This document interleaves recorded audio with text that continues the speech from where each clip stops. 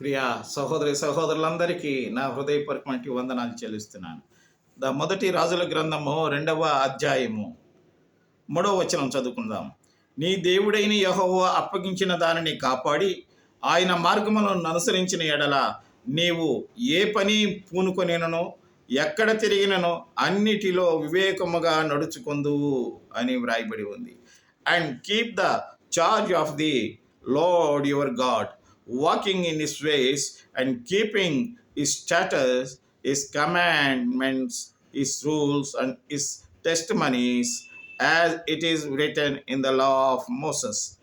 నా ప్రియమైనటువంటి సహోదరులారా, ఈ లోకంలో మనం జీవించేటప్పుడు మనం నిబ్బరము కలిగి ధైర్యముగా మనము దేవుని యందు విశ్వాసం ఉంచిన ఎడల మనం ఏ పని చేసినా ఎక్కడి తిరిగినా దేవుడు మనకు తోడుగా ఉంటానని వాగ్దానం చేశాడు.